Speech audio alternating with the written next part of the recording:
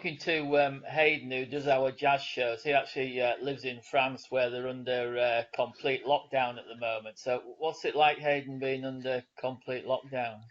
Yeah, it's an interesting situation. So it's developed gradually. It started off where there was an announcement by the President Macron that there could be no mass gatherings of anyone more than 1,000 people, and then that was reduced to 500 people. And then the next thing was any kind of shops, restaurants, cafes, or bars are closing. And each time these announcements came out, it was always the next day that it was informed. So they give you like a 24-hour window ish before the enforcement comes in. And the most recent one was that we can just go out for essential shopping, so for things like food or for medicine. So the only things that are open are the pharmacies and the supermarkets, and also the tobacconists here in France. So I think that's where you buy stamps as well as tobacco and things. Right. So yeah, there's just those three stores open, and everybody's kind of inside. It's a bit of a shame because the weather's nice at the moment as well. So yeah, that's a bit of a lowdown on how it is out here. So, do you have to get permission to go out? We do, yeah. We have to sign something called an attestation. But bear with my bad pronunciation there. But it's basically a form, and it selects a reason why you're going out. So some of the reasons you can use is either to go shopping for food, to go to pick up other essential supplies, to do exercise, or to like walk a dog or another kind of pet. So you have to fill out your name and your address, and also date it, and then tick the relevant box as to the purpose of your outing, and you're supposed to have that with you at all times. Right. Oh, so you don't have to register that anyway. You've just got to carry it about when you.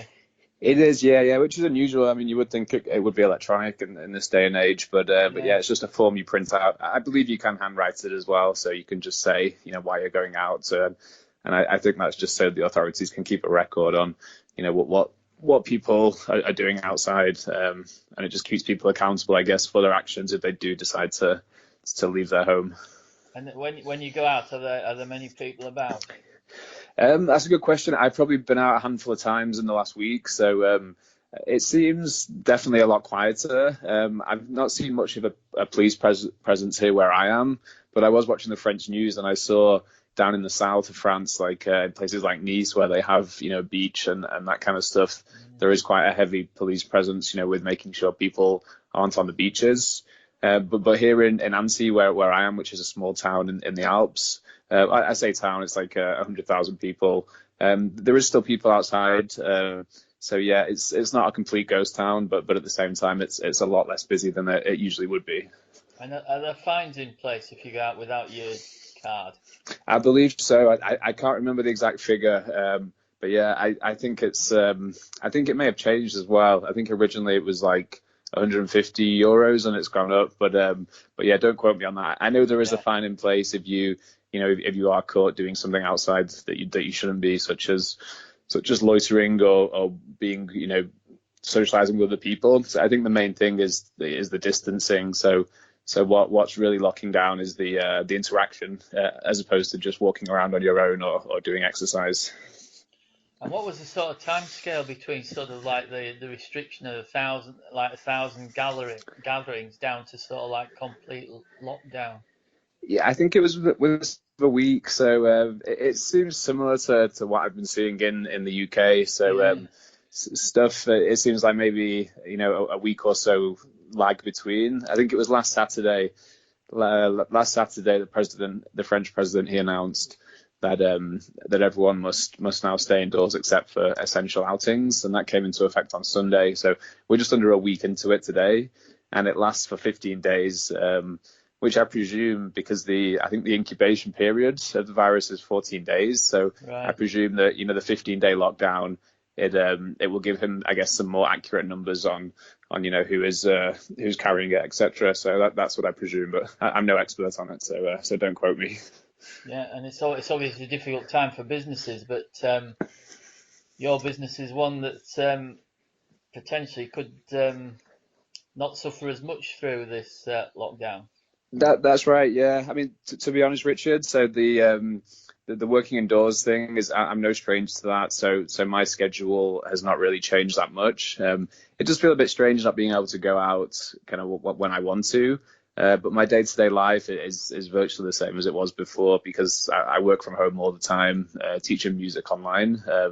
So for me, it's not really that much of a shift, but I can imagine, that other people here are finding it difficult, and I'm sure they will be in England too. So yeah, it's an interesting one. So where we seem here over here, we seem to be getting well, certainly a lot of government announcements on assistance. Is the same happening over in France for businesses? I believe it is, yeah. So I believe the President Macron he announced that there'd be no tax on business in this period. I think that's no corporation tax. I imagine the system for taxes will be slightly different over here to in England. But that's one of the first things he announced, and I think there's also some kind of funding scheme, for people due to loss of income. So I'm unsure on the process people follow for that. But if, for example, if you owned like a cafe or a restaurant that would usually be quite heavily visited, then I believe there is some kind of system in place to receive funding during this period of confinement. Right, and what seems to be happening here is a lot of the sort of restaurants and cafes are just opening as takeaways. Is that the same over with you? Yeah, I'm sure it is. I mean, there's a lot of delivery services these days, such as Deliveroo and Uber Eats, and I have noticed they've been sending a lot of emails out, to kind of to emphasize that they are still working, and I imagine it offers a somewhat safer means of acquiring takeout food than leaving your home. So yeah, it's interesting to see those companies who've kind of stepped up their marketing efforts in light of the crisis. Well, thanks for giving us that insight, Hayden, and keep well. Yeah, my pleasure, Richard. I hope you guys have been enjoying the Jazz Show, and plenty more to come in the coming weeks and months.